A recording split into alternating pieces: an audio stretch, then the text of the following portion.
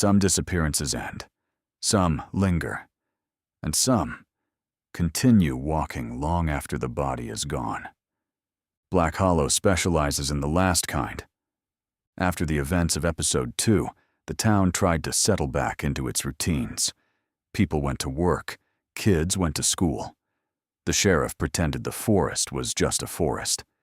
But the Hollow had begun to move, not physically, not geographically, but in the way a thought moves, in the way a memory spreads.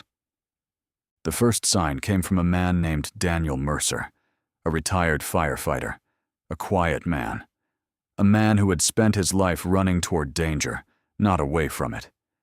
He lived 3 miles from the Hollow, close enough to smell the pine, close enough to hear the wind, close enough to notice when the wind stopped. One night, Daniel woke to a sound, a soft tapping. 3 taps. Pause. 3 taps. Pause. 3 taps. He thought it was a branch, or a loose shutter, or the house settling. But the tapping wasn't coming from the wall, or the roof, or the window. It was coming from inside the room. Daniel sat up, listened, held his breath. The tapping stopped. Then a new sound began, a whisper. Low. Faint. Close. It said a name, not his. Mara. Daniel didn't know who Mara was. He didn't know her story. He didn't know the forest had taken her. But the whisper knew him. The next morning, Daniel found footprints in the dew outside his house. Bare footprints. Small. Delicate. Female. They led from the tree line to his window, and then stopped. Not turned around. Not walked away. Stopped. As if the person had vanished mid-step. Daniel reported it to the sheriff. The sheriff told him it was probably kids. A prank. A misunderstanding.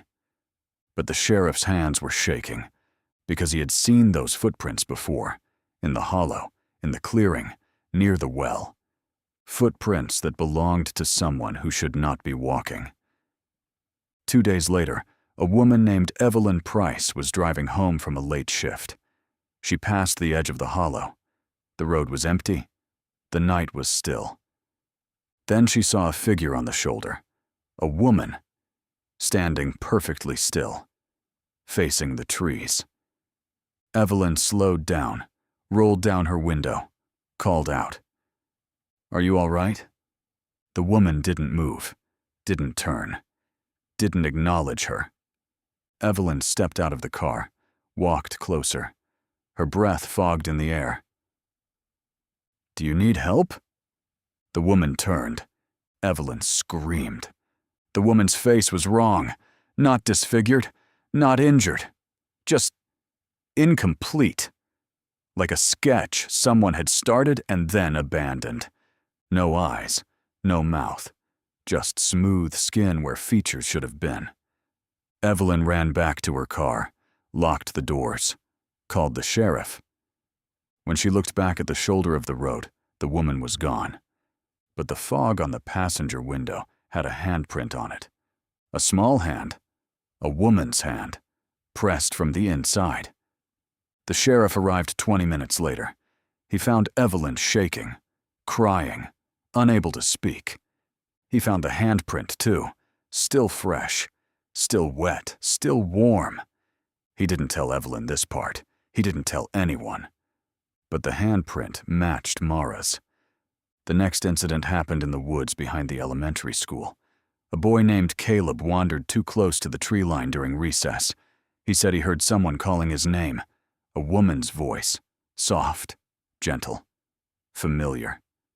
He followed it, just a few steps, just far enough for the teachers to lose sight of him. When they found him, he was standing perfectly still, facing the hollow, his eyes unfocused, his lips moving, whispering, "Down, down, down." He didn't remember saying it. He didn't remember hearing the voice. He didn't remember walking away. But he remembered one thing. He remembered a woman standing between the trees. A woman with long hair, a torn shirt, bare feet. A woman who didn't have a face until she turned toward him. Then she had his mother's face, and she smiled. Caleb hasn't spoken since.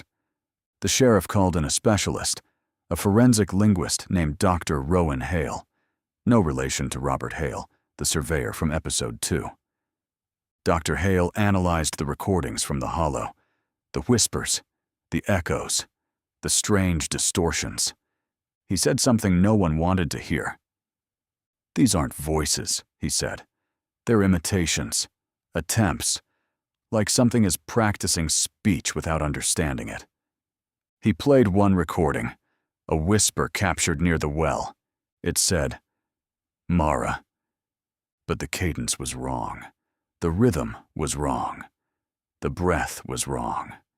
It sounded like a voice assembled from pieces of other voices, a patchwork of stolen sound. Dr. Hale said the hollow was learning. Not just names, not just memories, but patterns. Speech, emotion, identity. He said the forest was building something, constructing something, trying to make something whole. He said the hollow was evolving. The sheriff asked him what it wanted.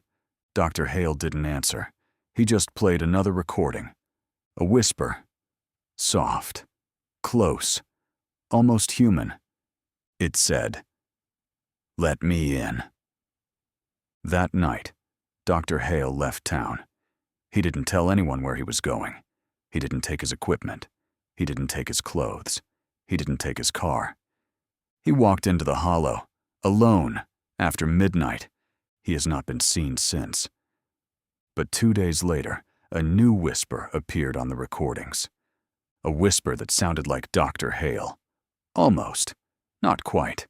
Like a voice wearing his voice as a mask.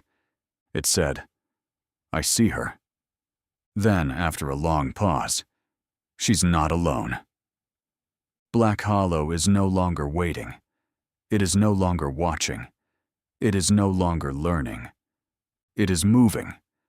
And whatever walks in the hollow now, walks with Mara.